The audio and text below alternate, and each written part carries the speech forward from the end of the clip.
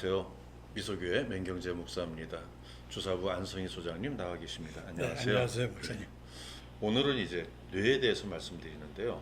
이 뇌가 인간의 신체 구조 중에 가장 중요하죠. 뇌에는 이제 대뇌가 있고 소뇌가 있고 또 이제 뇌줄기라는 그런 신경계통 그러한 것으로 구성되어 있는데 오늘 이제 지난번에 신경에 대해서 말씀드렸고요. 오늘은 소뇌 그리고 다음 주에 대뇌 이렇게 우리 안성희 소장님께서 알코올이 뇌에 미치는 영향에 대해서 말씀해 주시겠습니다. 이번 주에는 이제 소뇌에 대해서 말씀을 드릴 텐데 정신병원에서 많은 알코올 환자들을 만납니다. 걸음걸이부터 정상이 아니에요. 걷는 거 보면 막연히 차이가 납니다. 다리를 쫙 벌리고 걷는 관기성 모양, 안짱다리처럼 종종걸음하는 사람들 여러 가지 유형이 있거든요. 그게 왜 그런가? 다 이 알코올 때문에 그런 현상이 일어납니다. 먼저 소뇌에 대해서 알아봅시다. 자, 첫 번째, 알코올이 소뇌에 미치는 영향입니다. 두개골을 중심으로 잘라보면 상층부 이 부분에 대뇌가 위치하고 그 밑에 대뇌 방구 사이에 간뇌가 자리 잡고 있으며 그 아래에 뇌간이 있고 후두부 아래에 소뇌가 있습니다. 소뇌의 기능이 발달한 사람은 운동을 잘한다고 알려져 있지 않습니까? 그것은 사실입니다. 뇌는 대뇌, 소뇌 외에 뇌간과 좌우 대뇌와 방구 사이에 있는 간뇌라는 부분도 존재하며 소뇌에도 좌우 방구와 그 사이에 끼어 존재하는 소뇌 춘부라고 하는 부분이 있습니다. 그렇다면 음주자의 소뇌가 병드는 것이 어떤 것인지 실례를 들어 살펴보기로 합시다. 김 씨라는 사람이 있습니다. 김 씨는 54세로 대기업의 해외 영업부장으로 외국 근무가 길었습니다. 20살에 술을 배워 매우 술을 즐기기 시작했으며 처음에는 청주 2업 정도의 술을 마셨습니다. 34세에 해외 근무를 시작하여 지금까지 20년간 대부분의 기간을 외국 출장으로 지내왔습니다. 외국에 머무르는 동안에는 홀로 부임할 때가 많았습니다. 식사는 거르기가 일쑤였고 끼니를 찾아 먹을 때도 간단한 조식, 검소한 음식이죠. 조식이 대부분이었습니다. 반면 술을 많이 마셨습니다.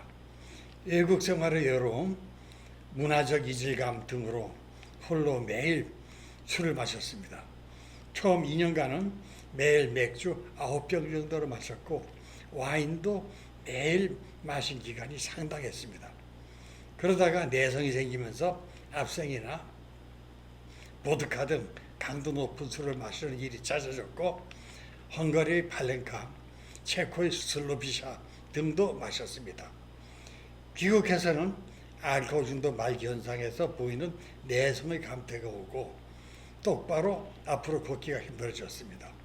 글씨 쓰는 일도 어렵게 되었습니다. 이런 증상은 조금씩 심해지는 것으로 느껴졌고 보행 중 방향을 바꾸는 순간 어지러워서 방향을 알 수 없게 되는 일이 잦았습니다. 손에는 수전증은 오지 않았으나 손을 긋다가 멈추려 해도 멈춰지지 않았습니다.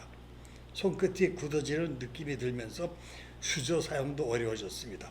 입도 제대로 움직여지지 않아 이야기하는데 혼신의 노력이 필요했습니다. 최근 몇 년간은 발기도 되지 않았습니다.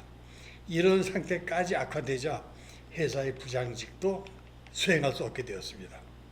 그러면 김 씨 검진 결과를 한번 살펴봅시다. 입을 내미는 반사는 강한 양성이었습니다. 말을 빠르게 하면 혀가 꼬그라집니다. 상지 쪽 힘이 있고 별로 이상은 없었습니다. 목표에 접근하도록 명령을 받은 손가락이 목표 가까이 왔을 때 조금 떨립니다. 한 곳을 손가락으로 톡톡 두드리게 하면 조금 느리고 불규칙해집니다. 그런데 다리 쪽은 그렇지 않았습니다. 그렇게 해보면 다리 사이가 때때로 10cm 이상 벌어집니다. 때때로 옆으로 쏠려 나가기도 합니다. 방향을 바꿀 때에는 약간 불안정한 모습을 보입니다. 평균대 걷기는 2, 3보 만에 떨어지고 맙니다. 한 발로 서기는 오른쪽은 2초, 왼쪽은 3초밖에 계속할 수 없었습니다. 웅크리고 뒤꿈치로 서는 것은 되지 않습니다. 뒤꿈치로 한 것을 반복해서 두드리게 해보니 느리고 불규칙합니다. 엑스선 컴퓨터 단체 촬영을 해보았습니다. 손의 표면에 있는 봄이 넓고 깊게 펴있는 것이 뚜렷하게 보였습니다. 감내는 어느 정도 말라 있었습니다. 대뇌는 거의 변화가 없었습니다. 이 사람은 뇌가 손상된 것 외에도 척수에 다소 문제가 있는 것 같았습니다. 그러나 아직 말초신경은 잘 보존되어 있었습니다. 대뇌는 어느 정도 영향을 받고 있으나 심한 편은 아니었습니다. 그래서 이제 손의 본체에 대해서 알아봤는데 여기서 손해를 조금 더 자세히 살펴봅시다. 손해는 후두부 아래에 있고 두개골을 뒤쪽에서 열면 바로 그곳에 위치합니다. 크기는 주먹만 합니다. 두개골 속의 공간 두개강은 텐트처럼 중간에 튀어 올라온 두껍고 딱딱한 막에 의해 상하 칸이 막혀져 있습니다. 이 칸에 대뇌가 들어있습니다. 아래 칸은 작고 대뇌 뒤의 아래쪽에 있으며 손해가 들어있습니다. 손해는 뇌관의 배후에 착 달라붙어 있습니다. 손해도 대뇌처럼 표면에 많은 흠이 있습니다. 불규칙적인 대뇌의 흠과는 달리 손해의 흠은 지도의 등고선처럼 좌우 대칭으로 평형으로 배열되어 있습니다. 손해의 흠은 군대의 참호처럼 단순하지 않고 몇몇 기복을 통해 바닥과 흠 위에 복잡하게 도달하기 때문에 자신의 주먹만한 손의 표면적은 약 2000cm나 되며 흠이 없는 경우의 10배나 됩니다. 손의 표면은 손의 피질이라고 부르며 신경세포가 밀집되어 있습니다. 손의 수질은 신경세포에서 돌기로 나와 달리는 전선에 해당하는 신경섬유의 밀집 부분으로 피질과 구분됩니다. 손의 피질은 3층으로 구성되어 있습니다. 한가운데 층은 서양배를 눌러 넣은 것 같은 큰 신경세포인 푸르기네 세포가 있습니다. 이 세포는 신체 활동이 지나치지 않게 제동을 거는 역할을 담당합니다. 알코올로 손해가 말라갈 경우 이 푸르기네 세포가 하나씩 떨어져 나갑니다. 살아남은 것도 위축이 됩니다. 푸르기네 세포는 풍부한 가지를 손의 피질에 가장 가까운 층으로 보내고 긴 한 가닥 돌기가 바로 위층을 관통하여 손의 피질의 3계층 중 가장 깊은 층의 몇 겹 걸쳐 존재하는 다른 종류의 신경세포도 언젠가는 상해갑니다. 음주자에게 가장 상하기 쉬운 곳은 손의 방구 중 앞쪽에 위치한 부분입니다. 이 부분은 네발다림 짐승의 보행, 두 발로 서는 인간이나 영장류가 걸을 때 반자동적인 움직임의 약한 조정을 담당합니다. 그러므로 손해가 상했을 때 보행장애가 옵니다. 손해는 운동을 미약하게나마 조정하는 곳이라고 할 수 있습니다. 예를 들어 손의 동작을 생각해 봅시다. 눈앞에 한 송이의 장미꽃을 꺾으려고 할 때 오른손을 뻗어 꽃에 접근을 합니다.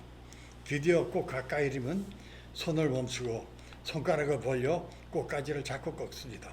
이런 일련의 동작이 멈춰지지 않고 원활하게 전체적으로 상호 잘 움직이지 않으면 안 됩니다. 그것들이 전체적으로 상호 협력해야 비로소 손으로 꽃을 꺾을 수 있습니다. 만약 오른쪽 손의 방구에 장애가 발생하면 이상의 동작은 앞의 동작은 매우 부자연스럽게 되어 손은 아마도 꽃을 지나칠 겁니다. 아니면 꽃을 꺾기 전에 아름답고 연한 꽃잎을 망가뜨리게 될지도 모릅니다.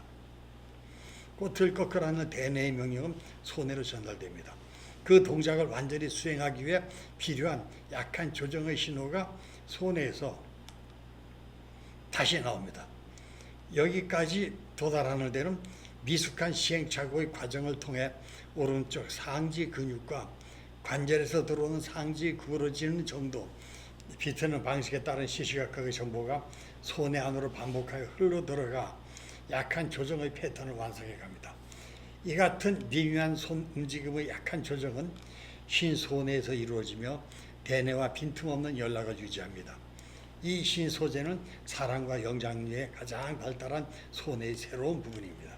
다음은 세 번째 보행장애입니다. 음주자의 상하기 가장 쉬운 것은 손해의 방구 중에서 앞의 위쪽 부분입니다. 이 부분과 인접하는 손의 층부의 부분, 흉부의 상부입니다. 이 손의 부분이 음주자에게 가장 심하게 상하는 것입니다.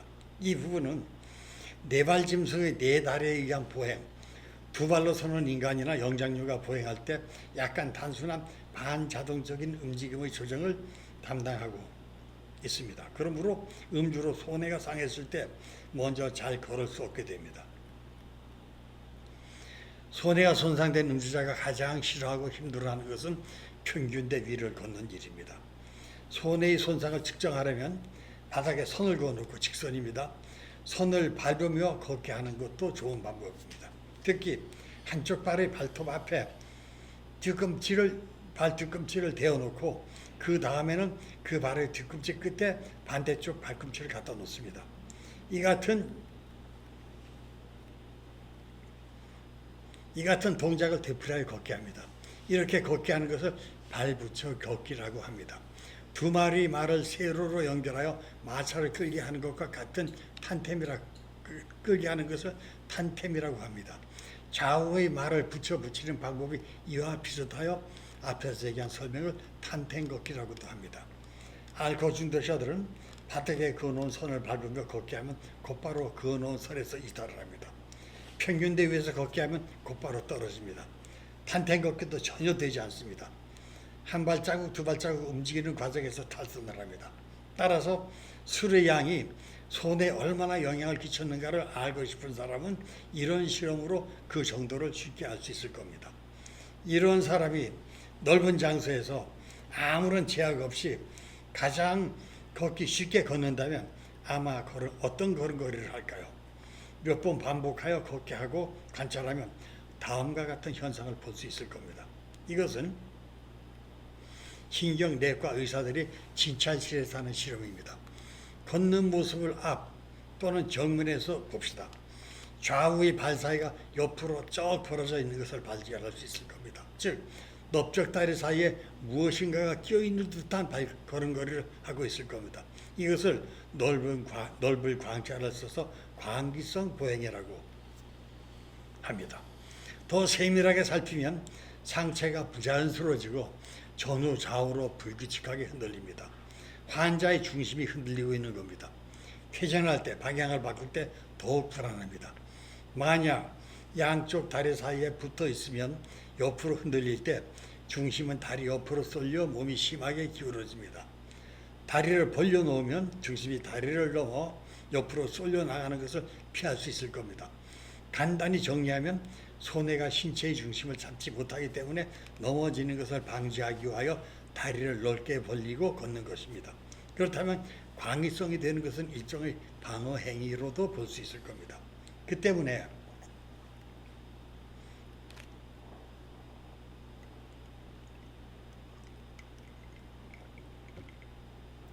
환자가 옆으로 넘어지는 것을 면합니다.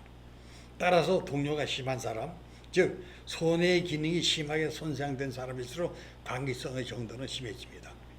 최근에 서 있는 사람의 몸의 동요를 정확하고 정량적으로 기재하는 방법이 고안되었습니다. K.H. 모리츠라는 사람 1979년에입니다. 이 사람은 만성 음주자는 매초 3회 정도 흔들리는 것이 특징이고 흔들림은 눈을 감았을 때 더 심하다고 보고했습니다. 그리고 이것이 자세 반사가 너무 강하기 때문에 일어난다고도 합니다. 건강한 사람에게 술을 마시게 했을 때 나타나는 동요도 이와 비슷하다는 점도 밝혀졌습니다. 술을 마시는 사람을 꼿꼿하게 세워놓고 움직이지 못하게 합니다. 이게 안 됩니다. 몸이 흔들립니다. 이걸 얘기하는 겁니다. 이상으로 소뇌장애를 마치고 다음에 대뇌장애로 넘어가겠습니다. 예, 감사합니다. 수고하셨습니다. 탄템 걷기 이거는 단지 술의 영향만 아니라도 아주 운동을 안 하고 운동신경이 둔한 사람들도 어디 한 발로 쓰는 거나 이거 좀 잘 못하죠. 이제 그거는 또 어떻게 구별할 수 있나요? 그러니까 이제 사람을 세워놓고요. 네. 두 살 벌리고 눈을 감고 다리 하나 들고 네. 서 있으라고 해보세요. 5초를 못 견딥니다. 네. 알코올들은요. 운동신경이 아주 없는 사람도 좀 그럴 거잖아요. 그거하고 또 달라요. 또 달라요. 몸이 흔들리면서. 한번 끝나고 한번 해봐야겠습니다. 예, 이거 집사님 수고하셨습니다. 감사합니다. 예, 오늘은 여기서 마치겠습니다. 감사합니다.